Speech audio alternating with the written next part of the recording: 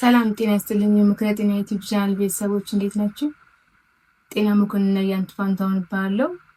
ለቻናላችን አዲስ የሆናችሁ ላይክ፣ ሼር፣ ሰብስክራይብ እያደረጋችሁ ከኛ ጋር ቆዩ። የጤና መረጃ ይደርሳችኋል። በዛሬው ፕሮግራማችን ይዤላችሁ የቀረብኩት ስለ ቫይታሚን ዲ ነው። ቫይታሚን ዲ በሰውነታችን ውስጥ በቂ ፀሐይ ብርሃን በማግኘት የሚመነጭ ልዩ የሆነ ንጥረ ነገር ወይም ደግሞ ሆርሞን ነው። ቫይታሚን ዲ በሰውነታችን ለመመንጨት ወይም ደግሞ ፕሮዳክሽን ለማካሄድ 3 ደረጃዎችን ማለፍ ይኖርበታል። የመጀመሪያው ደረጃ የፀሐይ ብርሃን በቆዳችን ላይ ማረፍ ይኖርበታል። ከዛ 7 ዳይ ሃይድሮ ኮሌስትሮል የሚባለውን በቆዳችን ስር ያለውን ስብ ወደ ፕሪ ቫይታሚን ዲ3 መቀየር መቻል አለበት ማለት ነው። ፕሪ ቫይታሚን ዲ3 በሰውነታችን ሙቀት ወደ ቫይታሚን ዲ3 ወይም ደግሞ ኮሌካልሲፈሮል ይቀየራል ማለት ነው።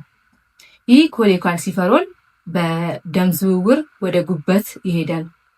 እሺ፣ ካልሲዶል ከጉበት ወደ ኩላሊት ወደ 3ኛ ደረጃ ማለት ነው ሲሄድ ከኩላሊት ኬሚካሉን በመቀየር ከካልሲዶል ወደ ካልሲተሮል ይቀየራል ማለት ነው። ይሄ አክቲቭ የሆነ ቫይታሚን ዲ ነው ማለት ነው።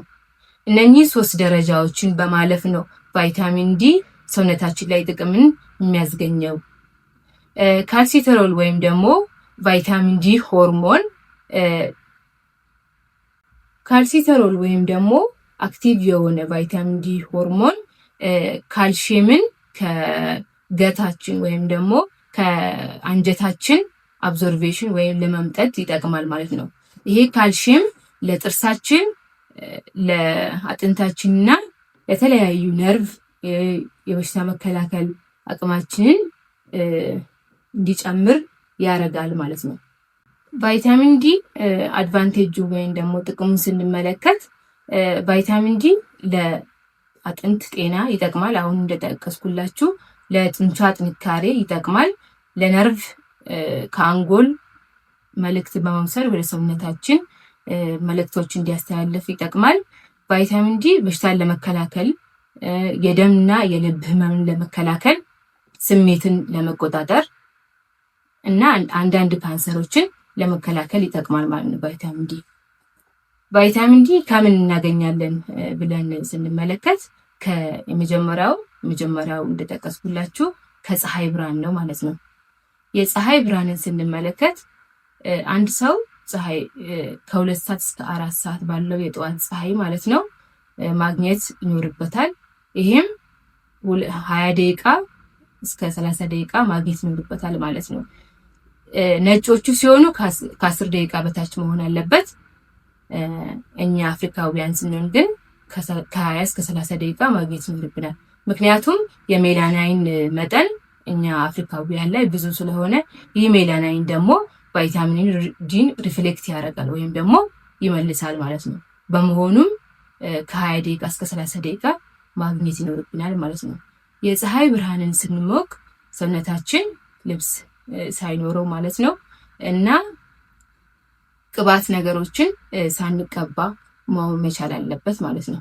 ሎሽንም ሆነ ቫዝሊን ነክ ነገሮችን ማስወገድ መቻል አለብን ማለት ነው። ህፃናትንም ስንመለከት ከተወለዱ ከ15 ቀን በኋላ ባለው ጊዜ ውስጥ ቫይታሚን ዲ ከፀሐይ የሚገኘውን ለማግኘት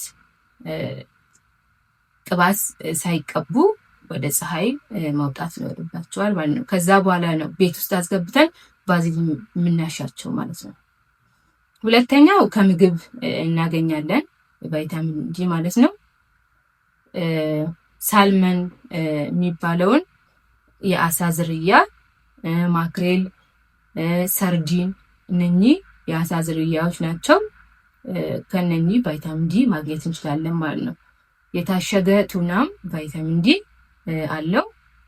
ሌላ የእንቁላል አስኳል ቫይታሚን ዲ በቂ የሆነ ቫይታሚን ዲ አለው ማለት ነው። ፎርሙላ ሚልኮችንም ስንመለከት ህፃናት ፕሪፐርድ የሚደረጉ ለህፃናት የሚዘጋጁ ፎርቲፋይድ ናቸው በቫይታሚን ዲ ወይም ደግሞ በቫይታሚን ዲ የበለጸጉ ናቸው ማለት ነው። እነሱም ለቫይታሚን ዲ መጠቀም ይኖርብናል ማለት ነው። የበሬ ስጋ ጉበቱ ቫይታሚን ዲ በአግባቡ አለው። አይብ፣ የለውዝ ወተት እና እንጉዳይ ቫይታሚን ዲ ምንጮች ናቸው ማለት ነው። የፀሐይ ብርሃንን ስናገኝ መጠንቀቅ ያለብን ነገሮችን ስንመለከት በብዛት ከ4 ሰዓት በኋላ እስከ 10 ሰዓት ባለው ወይም የከረረ ፀሐይ ከሆነ ቆዳችንን ሊጎዳ ስለሚችል በተደጋጋሚ ለዚህ ፀሐይ የምንጋለጥ ከሆነ የቆዳ ካንሰር ሊያስከትል ይችላል። እሱን መጠንቀቅ ይኖርብናል ማለት ነው። የቫይታሚን ዲ እጥረት ስንመለከት ኦስቲዮፖሮሲስ፣ ኦስቲዮማሌዥያ የሚባሉ የአጥንት መሳሳትና ቶሎ ወይም ደግሞ በትንሽ በቀላል ነገር የመሰበር ነገር ሊያስከትል ይችላል ማለት ነው የቫይታሚን ዲ እጥረት ካለ። ህጻናት ላይ ደግሞ ሪኬትስ ወይም ደግሞ ብራኬት የሆኑ እግሮችን ሊኖር ይችላል ማለት ነው። ሌላው የቫይታሚን ዲ እጥረት ኮግኒቲቭ ፕሮብሌሞችን ሊያስከትል ይችላል። በአግባቡ የማሰብና በድርጊት ላይ ያለውን ነገር ችግር ሊያጋጥመን ይችላል ማለት ነው። ሌላው ሶሪያሲስ የሚባል ነው። የቆዳ ህመም ቫይታሚን ዲ እጥረት ሲኖር ሊያጋጥመን ይችላል ማለት ነው። በአንዳንድ ጥናቶች ደግሞ ስንመለከት የብረስት፣ የኦቫሪያን፣ የኮለን እና የፕሮስቴት ካንሰር ተጠቂ የሆኑት የቫይታሚን ዲ እጥረት እንዳለባቸው አንዳንድ ጥናቶች ያስቀምጣሉ። ይሄ ማለት ብዙ ጊዜ የጡት ካንሰር፣ የማህፀን አካባቢ ያሉት የእንቁላል አንጀት ላይ እና ለወንዶቹን ደግሞ ፊኛ አካባቢ ያሉት ካንሰር የተያዙት የቫይታሚን ዲ እጥረት አለባቸው። በተጨማሪም መሃን የሆኑ ሴቶች ቫይታሚን ዲ እጥረት ተገኝቶባቸዋል ማለት ነው። ሌላው የታይፕ 2 ዲኤም ወይም ደግሞ አይነት 2 ስኳር የቫይታሚን ዲ እጥረት ተገኝቶባቸዋል ማለት ነው። ሌላው አስማቲክ ፔሸንት ወይም ደግሞ የመተንፈሻ አካል ችግር ያለባቸው ሰዎች የቫይታሚን ዲ እጥረት ተገኝቶባቸዋል እና የልብ ህመም ያለባቸውም በአንዳንድ ጥናቶች የቫይታሚን ዲ እጥረት አለባቸው የሚል ነገር ያሳያል ማለት ነው።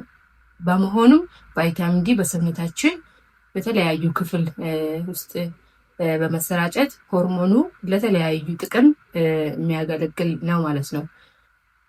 አንዳንድ ምልክቶች ስናይ ልክ እንደ ጡንቻ ህመም፣ የነርቭ ችግር፣ የማቃጠል ነገሮች፣ የወገብ ህመም፣ ፀጉር መነቃቀል፣ እንደዚህ አይነት ምልክቶች ካሉ ወደ ጤና ተቋም በመሄድ መታየት ይኖርብናል ማለት ነው። ስለ ቫይታሚን ዲ ያለንን ቆይታ ይህንን ይመስል ነበረ። ሀሳብ አስተያየት እና ጥያቄ ካላችሁ በኮመንት አስቀምጡልን። ላይክ፣ ሼር፣ ሰብስክራይብ እያደረጋችሁ ከኛ ጋር ቆዩ። የዛሬው ፕሮግራማችን ይህንን ይመስል ነበረ። አብራችሁን ስለቆያችሁ ከልብ አመሰግናለሁ። ቸር ቆዩን።